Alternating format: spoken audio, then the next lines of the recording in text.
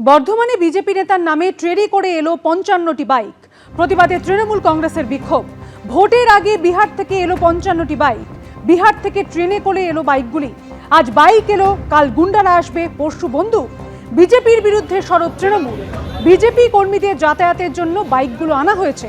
তৃণমূলের আতঙ্কের কিছু নেই, কটাক্ষ করে দাবি বিজেপি। বর্ধমান স্টেশনে কালকে রাত্রিবেলায় ৫৫টা ২ চাকা গাড়ি নেমেছে, যেটা সবই বিহারের নাম্বার। এই গাড়িগুলো হচ্ছে যে এই গাড়িগুলো বিজেপি তারা বিহারে ব্যবহার করার পর এবার যেহেতু বাংলায় নির্বাচন আসছে, এই নির্বাচনে গাড়িগুলো পাঠিয়েছে। এখানে এদের বিজেপির নেতা খোকন সেন সে বিভিন্ন জায়গার ছেলেদের ডেকে ডেকে স্টেশনে আসছেন। এই প্রথম গাড়ি এলো, এরপর বিহারের গুন্ডারা আসবে। বাইকগুলো তো কাউকে রিসিভ করতে হবে, ও রিসিভিং পাওয়ারে আছে, ওর নামে বাইকগুলো এসছে এরকম কিছু নয়। বাইকগুলো সম্পূর্ণ বিজেপির বাইক, আর এগুলো এসেছে এখান থেকে বিভিন্ন জেলায় চলে যাবে।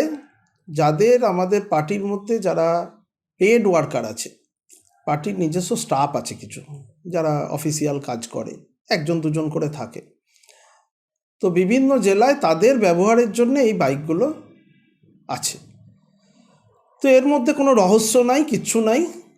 এটা হয়তো এতগুলো বাইক দেখে ভেবে নিয়েছে, কারণ যারা এরকমভাবে সন্ত্রাস করে রাজনৈতিক ময়দানে থাকতে চায় তারা ভাবছে তাদের হয়তো এরকম কিছু ব্যবস্থা দেখছে, আতঙ্কে ভয় পাচ্ছে। এরকম আতঙ্কের কোনো কারণ নেই।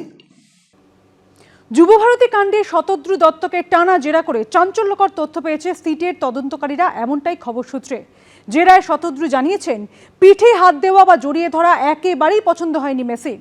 বিদেশ থেকে নিরাপত্তার দায়িত্বে থাকা আধিকারিকদের বিষয়টি জানান মেসি, আর সেই ব্যক্তি শতদ্রু দত্তকে মাঠের মধ্যেই বিষয়টি জানান। কিন্তু বারবার ঘোষণার পরেও কোনো লাভ হয়নি। সূত্রের খবর, জেরায় এমনটাই দাবি করেছে শতদ্রু দত্ত। এক সপ্তাহ পেরিয়ে গেছে, কিন্তু লিওনেল মেসির কলকাতা সফরে বিশৃঙ্খলা নিয়ে একাধিক প্রশ্নের উত্তর এখনো অধরা। এত বড় ইভেন্টে কেন এই অব্যবস্থা? বিশৃঙ্খলার জন্য আসলে দায়ী কারা? মেসিকে ঘিরে লাগাম ছাড়া ভিড় হলো কেন? এই আবহেই সামনে এসেছে বিস্ফোরক তথ্য। সূত্রে খবর, সিটের জেরায় এই অনুষ্ঠানের মূল উদ্যোক্তা ধৃত শতদ্রু দত্ত দাবি করেছেন, মেসির অনুষ্ঠানে প্রথমে ১৫০ জনের গ্রাউন্ড অ্যাক্সেস কার্ড করে দেওয়া হয়, কিন্তু পরে প্রভাবশালীদের চাপে এই সংখ্যাটা ৩ গুণ বাড়াতে হয়েছিল। গত শনিবার মন্ত্রী অরূপ বিশ্বাস যেভাবে লিওনেল মেসির গায়ে গায়ে ঘুরছিলেন, তাকে জাপটে ধরেছিলেন, তা নিয়ে প্রশ্ন ওঠে বিভিন্ন মহলে। মেসিকে দেখতে এসেছে, পলিটিশিয়ানরা সেলফি তুলছেন ওখানে, এটা কি মানে মেসিকে আনার মানে কি হয়? এটা তো নির্লজ্জতা। সূত্রে খবর, সিটের জেরায় এই অনুষ্ঠানের মূল উদ্যোক্তা ধৃত শতদ্রু দত্ত জানিয়েছেন, পিঠে হাত দেওয়া, জড়িয়ে ধরা একেবারেই পছন্দ করেননি মেসি। বিদেশ থেকে নিরাপত্তার দায়িত্বে থাকা আধিকারিককে বিষয়টি জানান মেসি। মেসির নিরাপত্তার দায়িত্বে থাকা আধিকারিক বিষয়টি শতদ্রু দত্তকে জানান। সূত্রে খবর, জেরায় শতদ্রু দত্ত দাবি করেছেন, এরপর বারবার ঘোষণা করেও লাভ হয়নি। শতদ্রু আরও যেটা দাবি করেছেন এসআইটির কাছে, যে এই ম্যাচে যখন মেসি মাঠের মধ্যে ঢুকে যায় তখনই যাবতীয় যা ফ্লো চার্ট সেটা কিন্তু নষ্ট হয়ে যায়, এবং তারপর মেসির দায়িত্বে থাকা যে বিদেশি নিরাপত্তারক্ষী ছিলেন তিনি শতদ্রুকে বলেন যে মেসির প্রোটোকল অনুযায়ী তার কাঁধে, গায়ে, এই সমস্ত জায়গায় হাত দেওয়া যায় না, কিন্তু সল্টলেক স্টেডিয়ামে সেটা হচ্ছে না।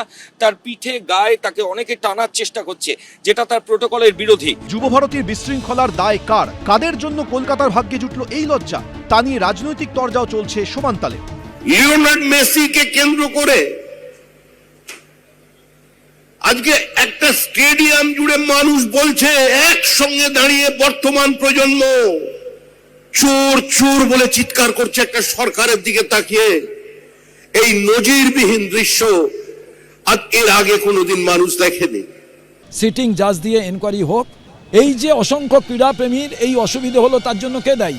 সরকার দায়ী, ক্রীড়া দপ্তর দায়ী এবং উদ্যোক্তারা দায়ী। এবং মুখ্যমন্ত্রীর উচিত তার কোনো গুরুত্বপূর্ণ সহযোগী তাকে রক্ষা করার জন্য কি এই টোটাল বিষয়কে ধামাচাপা দেওয়ার ব্যবস্থা, পুলিশের ওপরে খাড়ার ঘা চাপিয়ে দেওয়া। বিরোধীদের অভিযোগের পাল্টা জবাব দিয়েছে তৃণমূল। যদি ওনাকে মেসিকে নিয়ে ঘুরবেন তাহলে মাঠটা পুরো ফাঁকা রাখা উচিত ছিল, আর না হলে তার সঙ্গে একটা জরুরি ভিত্তিতে একটা হুড খোলা জিপ রাখা উচিত ছিল। তো উনি তো সেটা রাখেননি। মেসি যখন নামলেন মাঠে এসে, তখন তো সেখানে কোনো মন্ত্রী ছিলেন না। সেই সময় বিশৃঙ্খলা হলো কেন? এখন কথাগুলো ঘুরিয়ে দিয়ে লাভ আছে? কেন আপনি হুডখোলা জিপ রাখেননি? কেন মেসির জন্য একটা আলাদা উঁচু জায়গার ব্যবস্থা রাখেননি? সূত্রের খবর, জেরার মুখে ধৃত শতদ্রু দত্ত আরও দাবি করেছেন ভারত সফরের জন্য লিওনেল মেসিকে 89 কোটি টাকা দেওয়া হয়। ভারত সরকারকে কর বাবদ দেওয়া হয়েছিল 11 কোটি টাকা। এই 100 কোটি টাকার মধ্যে 30% টাকা সংগ্রহ করা হয় স্পন্সরদের থেকে, 30% টাকা এসেছে টিকিট বিক্রি করে। এসআইটি সূত্রে দাবি শতদ্রু দত্তর ব্যাংক অ্যাকাউন্টে 22 কোটি টাকা ফ্রিজ করা হয়েছে। এই পুরো টাকাটাই ছিল মেসির কলকাতা ইভেন্ট সম্পর্কিত। ইতিমধ্যেই টাকা ফ্রিজ করার বিষয়ে আদালতে জানিয়েছে এসআইটি। শনিবারই যুবভারতী কাণ্ড নিয়ে এক্স স্যান্ডেলে পোস্ট করেছেন প্রধানমন্ত্রী নরেন্দ্র মোদী। তিনি লিখেছেন, তৃণমূলের জন্য পশ্চিমবঙ্গের মতো ফুটবল প্রেমী রাজ্যকে লজ্জার মুখে পড়তে হয়েছে। সাম্প্রতিক ঘটনা অনেক ফুটবল প্রেমী তরুণের হৃদয় ভেঙে দিয়েছে। বাংলার ক্রীড়া প্রেমী, ফুটবল প্রেমী মানুষের যদি মনে কেউ আঘাত দিয়ে থাকে, তার নাম নরেন্দ্র মোদীর অন্যতম সেনানী কল্যাণ চৌবে, যার অপদার্থতার জন্য ফিফা তারা আইএফএ কে, ইন্ডিয়ান ফুটবল অ্যাসোসিয়েশনকে কার্যত ব্যান করার হুমকি দিয়েছে। যুবভারতীর ঘটনা নিশ্চিতভাবে অনভিপ্রেত। তার জন্য দুঃখ প্রকাশ করে নিরপেক্ষ তদন্তের স্বার্থে রাজ্যের তৎকালীন ক্রীড়ামন্ত্রী নিজে ইস্তফা দিয়েছেন। কিন্তু কলকাতায় মেসিকে দেখার জন্য যে দর্শকরা হাজার হাজার টাকা দিয়ে টিকিট কেটেও বঞ্চিত হলেন, তার জন্য দায়ী কারা? কোন প্রভাবশালীদের জন্য হতাশা নিয়ে ফিরতে হয়েছিল দর্শকদের? সবার বিরুদ্ধে কি কড়া ব্যবস্থা নেওয়া হবে, সেটাই দেখার। ময়ূখ ঠাকুর চক্রবর্তী, শিবাশিস মৌলিক, ঐশী মুখোপাধ্যায়ের রিপোর্ট, এবিপি আনন্দ, কলকাতা। নতুন দল গড়ে ভোটে লড়ার ঘোষণা করেছিলেন আগেই, আর এবার কংগ্রেস, সিপিএম, আইএসএফকে জোট ফর্মুলা বেঁধে দিলেন ভরতপুরের বিধায়ক হুমায়ুন কবির। তৃণমূলের সাসপেন্ডেড নেতার ডাকে জোরালো জবাব মেলেনি ওই তিন দলের তরফে। বিজেপির কটাক্ষ, তৃণমূলের হয়ে কাজ করছেন হুমায়ুন কবির। পাল্টা তৃণমূলের দাবি, পুরোটাই আসলে বিজেপির খেলা। তৃণমূলকে হারাতে চান, বিজেপিকে যদি ক্ষমতা থেকে দূরে রাখতে চান, সিপিএম, আইএসএফ, কংগ্রেস তারা আসুক, আমি ফর্মুলা বলে দিচ্ছি। সোমবারে নতুন দল ঘোষণা করতে চলেছেন হুমায়ুন কবির। 26-এর বিধানসভা ভোটে লড়বেন বলেও ইতিমধ্যে দাবি করেছেন সাসপেন্ডেড তৃণমূল নেতা। শনিবার ফের একবার নওশাদ সিদ্দিকীর আইএসএফ এবং সিপিএম কংগ্রেসের উদ্দেশ্যে খোলাখুলি জোট বার্তা দিলেন তিনি। বাতলে দিলেন ফর্মুলাও। মুর্শিদাবাদে 22টা সিট আছে, 9 আমি লড়বো, 9 অধীরকে ছাড়বো, 3 সিপিএম কে ছাড়বো, 1 আইএসএফ কে ছাড়বো, তৃণমূলকে শূন্য করবো। না আসলে আমি একাই লড়ে 22টার ভিতরে কটা জিতাবো, কাউন্টিং এর দিনে করে দেখাবো। 18টা সিটের যেখানে দাঁড়াবে হুমায়ুন কবির সেখানে নির্বাচিত হবে, ওটা নিয়ে কোনো টেনশন নেই। কংগ্রেস, সিপিএম এর আগে আইএসএফ এর হাত ধরেছে। হুমায়ুনের বার্তা নিয়ে তারা কি ভাবছে? কে কি বলছে আমি জানি না, কংগ্রেস তার মতো করে কি করবে না কেউ জানি দেবে। হুমায়ুন এখনো তার দল তৈরি করেনি, দল তৈরি করুক, তারপর তো দেখবো। আইএসএফ আবার হুমায়ুনের আসন সমঝোতা অঙ্ককেই কটাক্ষ করেছে। মুর্শিদাবাদে এমনি বিজেপির রেজাল্ট খারাপ, তৃণমূলের রেজাল্ট খারাপ হবে। হুমায়ুন কবির সাহেব যদি ঠিক করে দেন যে কে কটা সিটে লড়াই করবেন, তাহলে এটা তো একটা হাস্যকর হয়ে যাচ্ছে না। পশ্চিমবঙ্গে প্রায় 30% সংখ্যালঘু ভোট রয়েছে। 2011 সালের পর থেকে এই ভোট ব্যাংক কার্যত তৃণমূলের একচেটিয়া আধিপত্য। হুমায়ুনের টার্গেট যে মুসলিম ভোট, তা তিনি ইতিমধ্যেই পরিষ্কার করে দিয়েছেন। প্রশ্ন হলো, তিনি সংখ্যালঘু ভোট ব্যাংকে কতটা থাবা বসাতে পারবেন? তাতে কি তৃণমূলের দুশ্চিন্তা বাড়বে? তৃণমূল অবশ্য এসবে গুরুত্বই দিচ্ছে না। অন্যদিকে বিজেপির কটাক্ষ, হুমায়ুন কবির আর তৃণমূল একই মুদ্রার এপিটোপিট। 294টাতেই প্রার্থী দিন, উনি যা ইচ্ছা করুন।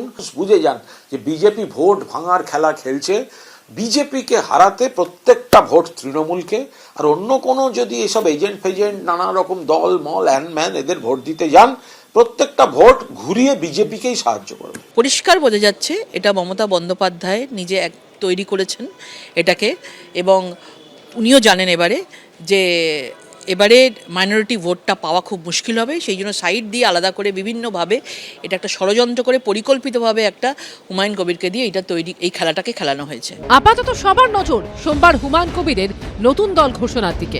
রাজীব চৌধুরী, অনির্বাণ বিশ্বাস ও সন্দীপ সরকারের রিপোর্ট, এবিপি আনন্দ। এবিপি আনন্দ, এগিয়ে থাকে, এগিয়ে রাখে।